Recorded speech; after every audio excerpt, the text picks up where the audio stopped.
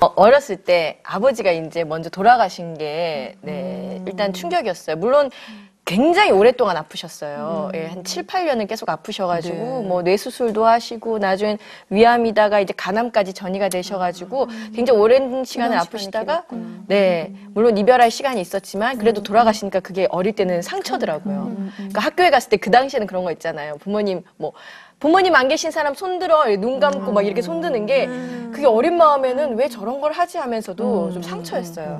그러다가 이제 집안이 조금 힘들면서 몇 년 동안 IMF가 오면서 집안이 기울어졌어요. 그래서 어머님이, 좀 떨어져 계셨거든요. 예, 고3 때. 제일 힘든 시기에 좀 떨어져 계셨는데, 그게 또 사춘기 때 상처였고요.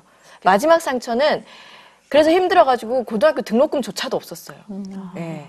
그래서 학교를 다니지 못할 상황이 돼서 이제 큰 집에 가서 제 오빠랑 위에 오빠랑 둘이서 등록금만 생활비 이런 건 안 주셔도 되니까 등록금만 좀 도와주십시오. 이렇게 둘이서 이제 무릎을 꿇고 가서 좀 이렇게 도와달라고 했죠. 근데 어르신들이 아유 니들이 얼마나 고생이 많니 이렇게 먼저 다독여주기보다는 아유, 네 엄마는 진짜 사람이 모자라다. 엄마 탓을 하는데 그때 어린 마음에 여기까지 올라온다는 게 뭔지 알겠더라고요. 그래서 그래도 일단은 도움을 받아야 되니까 꼭 참고 있었죠.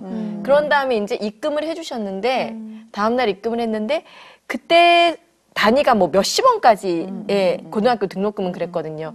근데 그 몇십 원까지 딱 거기까지만 넣어주신 거예요. 물론 감사했지만 그래도 동생의 아들, 딸이면 조금이라도 좀 이렇게 도와주셨을 텐데 하는 그런 마음도 있고 그때 그 부모님에 대해서 그 얘기한 게 예, 그 얘기한 게 굉장히 큰 상처였어요. 목사님께서는 어떤 상처 세 가지가 있어요? 세 가지밖에 안 물어보세요? 세 가지 많아가지고 얘기하세요. 다 얘기할 수가 없어서 우리가 오늘. 저는 제일 큰 상처가 동생이 이제 그 바다에서 익사했어요. 그래서 직장인일 때 그랬죠. 결혼을 한 6개월 앞두고 그랬는데 이제 동생 시신을 못 찾아가지고 그때 아팠을 때 그래서 그때 제가 세월호 방송하면서 그렇게까지 울면서 방송을 했던 게 너무 동생 생각 많이 났었던 거고 또 하나는 이제 부모님이 아주 장기 별거에 들어가시고 10년 넘도록 나중엔 합가해서 사셨지만 짧게 살다가 이제 돌아가시게 됐고 이제 그때 어려운 시절에 여기는 등록금을 이렇게 해결을 했는데 저는 못 해가지고요 학교를 이제 휴학하게 됐어요. 꼭 돈 문제만은 아니었지만 그런데 이제 결혼을 했더니 이제 저희 어머니께서 이제 그렇게 말씀하시는 거예요. 나도 아들 서울대학 보낼 때는 명문대학 나온 며느리 얻고 싶었다.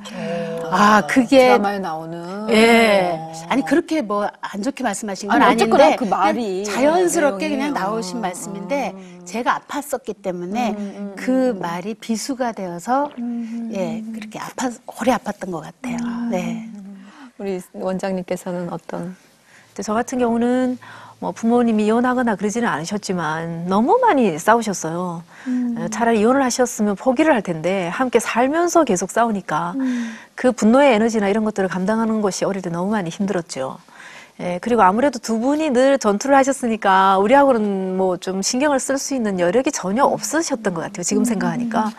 거의 뭐 무관심과 그리고 방치의 사각지대에서 살았다 이렇게 얘기해도 돼요.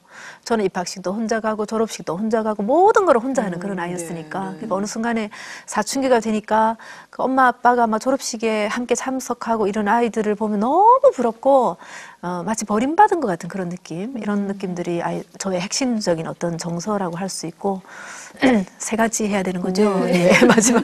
마지막 한 가지는 그런 것 같아요. 사춘기 때 그렇게 제 어머니가 많이 비교를 하셨어요. 경상도 말로 저 아이는 이거를 뭐 자는 이렇게 얘기하시잖아요. 나는 그 말만 들으면 너무 싫어요. 늘 했던 말은 야 가는 이번에 성적을 이렇게 받았단다. 얘 가는 성격도 그렇게 좋아. 너처럼 그렇게 덤벼들지 않아. 야 가는 말이야 이번에 반장 됐어. 가는 이러면 정말 그 비교 당했을 때의 나의 존재 자체가 아예 사라진 것 같은 그런 느낌들 이런 것들은 참 큰 상처로 남아있죠. 네. 그러니까 보면 두 분께서는 어릴 때 또 가족 간에서 받은 그 아주 충격, 아픔 이런 상처들이 두 분 다 있으시더라고요. 근데 저 같은 경우는 제 오빠가 한 제가 태어나기 1년 전에 죽었어요. 근데 늑막염으로 치료를 제대로 못해서. 오빠네, 그죠? 예, 저는 못 봤죠. 근데 제 어머니가 그 오빠가 죽었으니 그 얼마나 큰 한을 가슴에 품고 있었겠어요. 한을 가슴에 품고 있는 동안에 저를 품고 있었던 거죠. 예, 그리고 제가 태어나자마자 웬 딸이람? 예, 뭐 이런 느낌들. 예, 그리고 그 주변에서 하는 말들은 지 오빠 잡아먹은 뭐 니은 지 오빠 잡아먹은 뭐 애 뭐 이런 식의 그런 시각들을 통해서 아 나란 존재는 태어나지 말았어야 됐구나 이런 느낌들. 왜 태어났을까 뭐 이런 느낌들. 존재 자체가 전혀 환영받을 만하지 않다는 그런 느낌들을 어릴 때 너무 많이 받고 자랐어요. 그러니까 이게 나의 존재 가치에 대한 확신이 전혀 없는 거죠.